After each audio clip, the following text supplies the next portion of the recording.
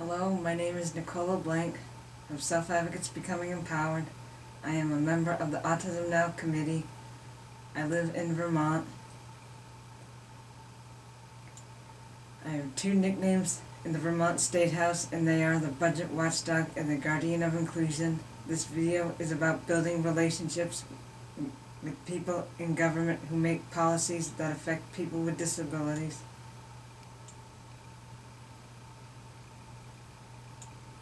In this video, you will also be hearing from Max Barrows and Tracy Thresher. The way people with disabilities can get involved in the political process begins by getting informed on the issues that affect our lives. You can educate yourself on the issues that are important to you in your state by talking to members of your state self-advocacy organization, a local center for independent living, a local ARC chapter, a family support organization. Also, check out social media networking sites like Twitter, Facebook, and LinkedIn. When looking for pressing legislative issues, go on websites like your Developmental Disabilities Council, your legislative webpage, and look at your local newspapers. Once you have information, next figure out what your message is. Always begin by asking your peers what they think about hot topics. Connect with members of disability rights organizations, your family members, and your support staff.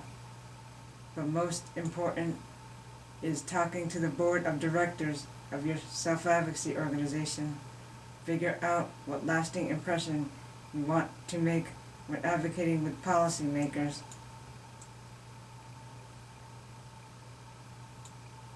Next, I am going to discuss how we build relationships with policymakers. The way we do this is to identify which local, state, and federal officials are responsible for making decisions about the issues you are concerned about. Find out what they think about your issues. You need to network with the policymakers who support you. They are your champions, so keep them involved and informed. For the policymakers who do not agree with you, you need to educate them over and over again about why this issue is important. One way to get personal with policymakers is to read their biographies. In this way, you have personal information about them that you can then use as an icebreaker when you meet them. For example, I introduced myself to Susan Bartlett, who was the chair of the Vermont Senate Appropriations Committee. I spent a lot of time in her committee listening and taking notes. Over time, she got to know me. She gave me the nickname of the Budget Watchdog because I am always following state budget news for developmental services and politics in general. I have known her for 6 years, and every time I see her in the State House, she comes up to me and gives me a hug. When educating politicians, it is best to involve people that live in that person's district. For example, last year in Vermont, a key senator responsible for the budget lived in Chittenden County. We spent time supporting self-advocates who lived in her county to call and write. The same thing applies on a federal level. Politicians tend to ignore emails or calls from people who live out of their district. Now I will share a story that demonstrates all of my suggestions. In Vermont, some students in special education were not allowed to participate in graduation activities with their class if they planned to stay in high school until 21 or 22. We worked with high school students to tell their legislators that they wanted to be part of graduation with their classmates, even if they decided to stay in school. They identified legislators who supported their cause, but who also were on the legislative committee responsible for addressing our issue. Legislators listened and got a bill passed called the Walk With Your Class Bill in 2009.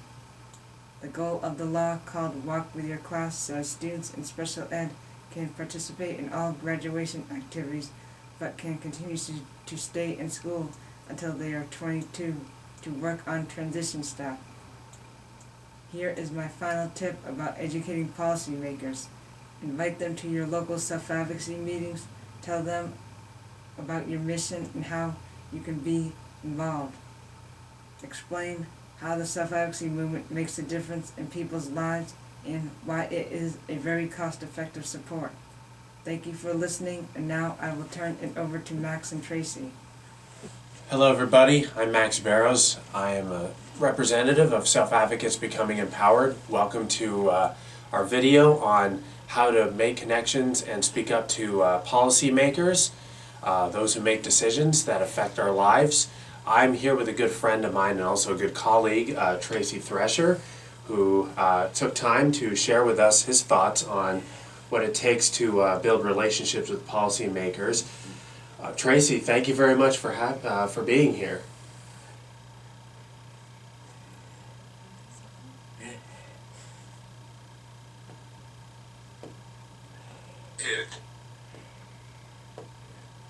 It is good to be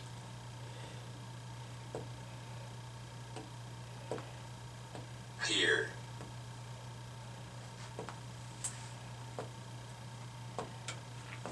Max, I have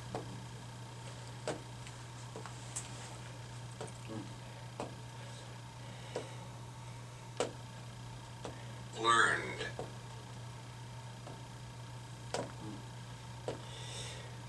over my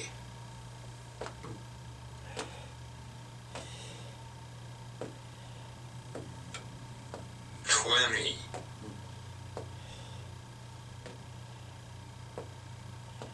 plus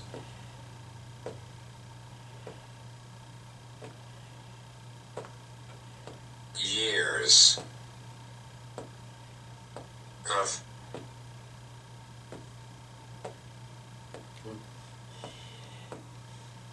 typing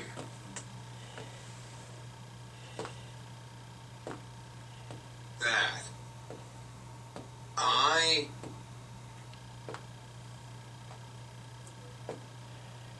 have to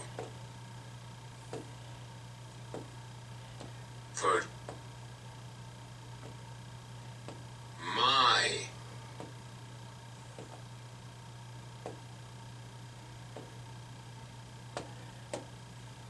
voice to good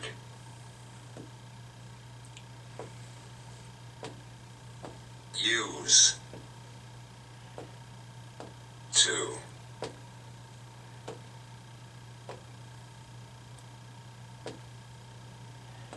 ease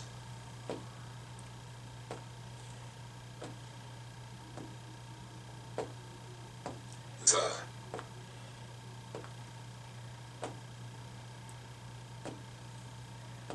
path for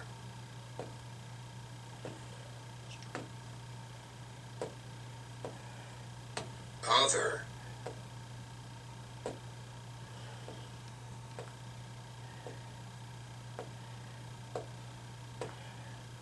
people. I have a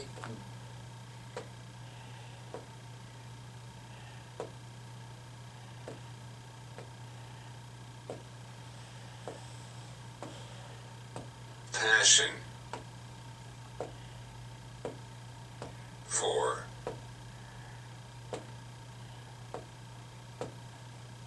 self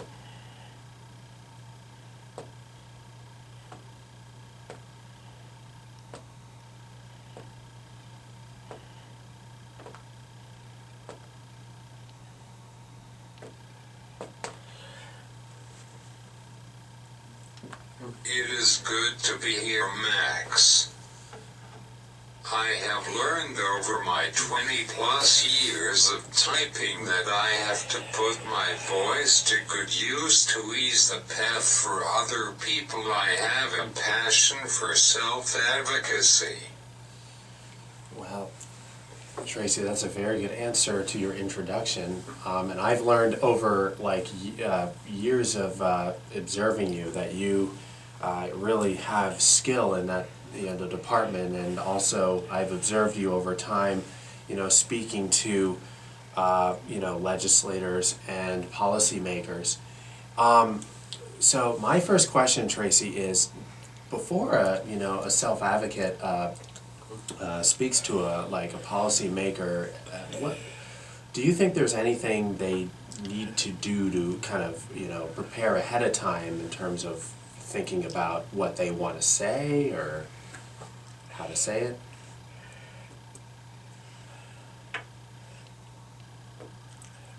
I think it is vital to network with other advocates to hear their challenges and successes. Two,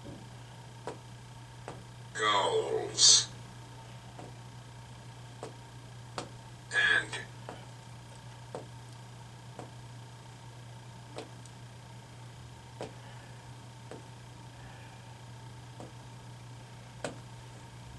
contribute.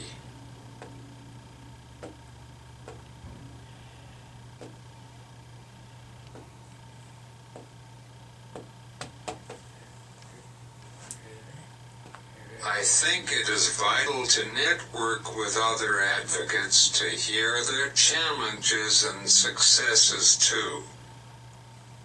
Let legislators know your goals and contribution.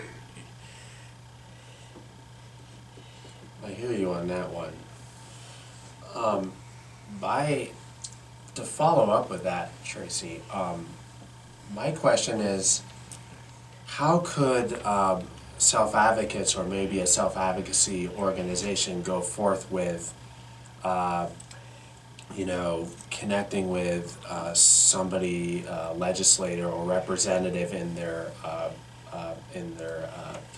area successfully? What are some ways that you can think of where they could self-advocates could connect with people that represent them?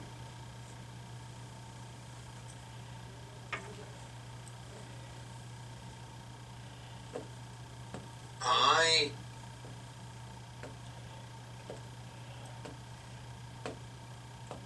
think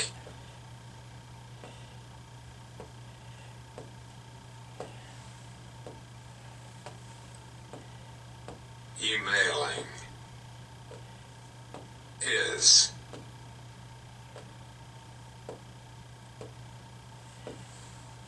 great,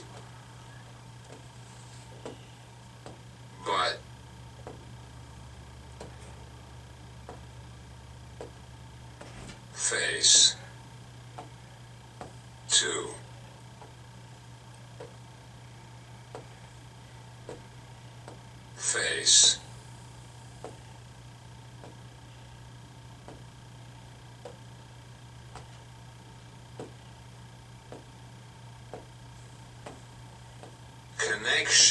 face to face connection is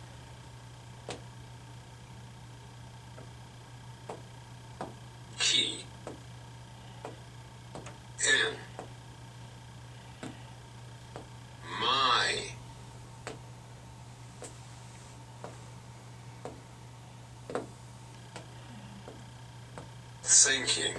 in my thinking that is the root of building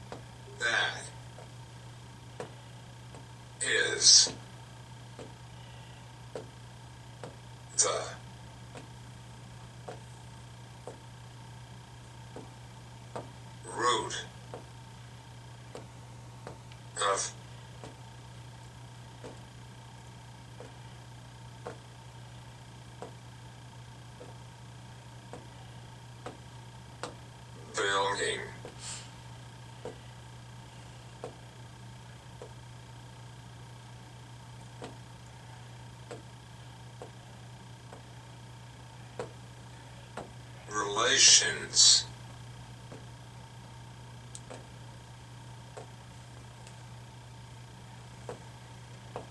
I think emailing is great, but face-to-face connection is key.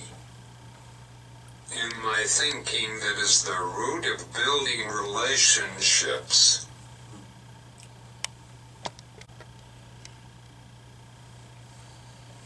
Tracy, that was a really good answer about face-to-face meetings with legislators. One thing through my observation I wanted to point out is there's a lot of self-advocates out there that may be kind of timid or shy or afraid to speak to a legislator or a policymaker face-to-face at first. It may cause, those feelings may cause resistance for them to do so. Do you have any advice for anyone out there who may have that feeling in them, but to overcome the barrier of feeling too shy to speak to a policymaker face to face, to overcome that? I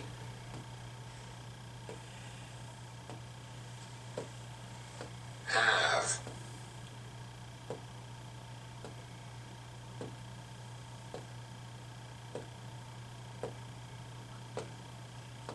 mentored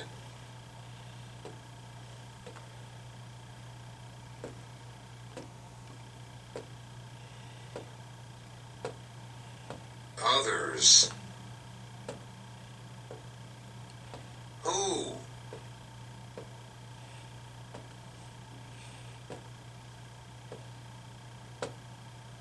wanted to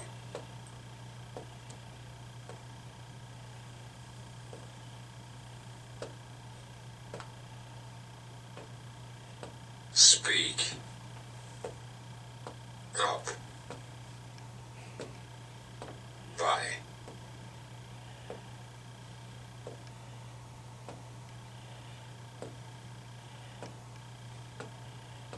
joining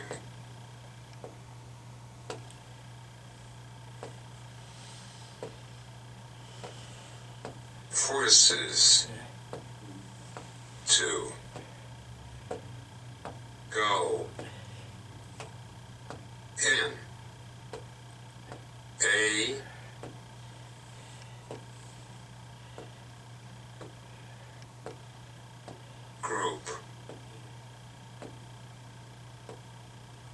group that helps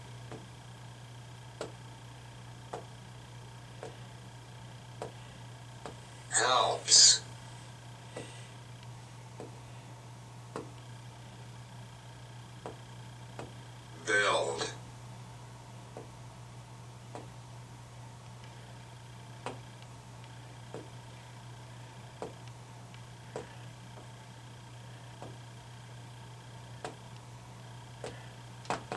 I have mentored others who wanted to speak up by joining forces to go in a group that helps build confidence. That's a great piece of advice you have. I guess, closing, Tracy, is there anything else that you can think of that you have that you want to say to people out there about connecting with legislators or policymakers?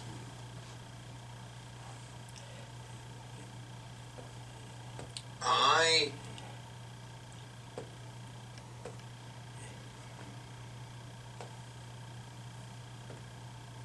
say, do,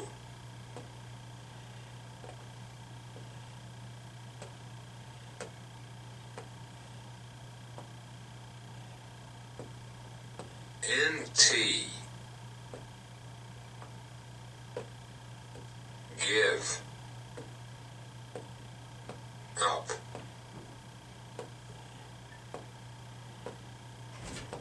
make. I say don't give up, make your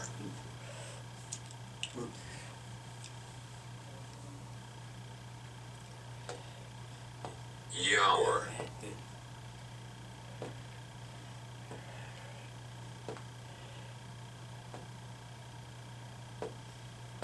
dreams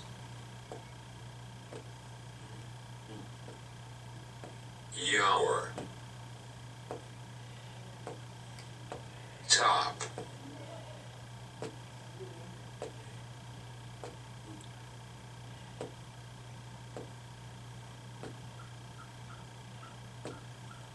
priority. You all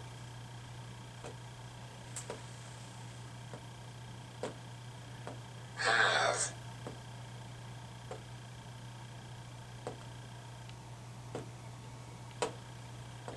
gifts to give.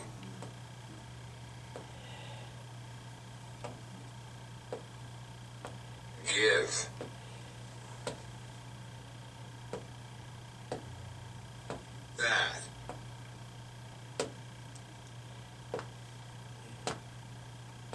need S to be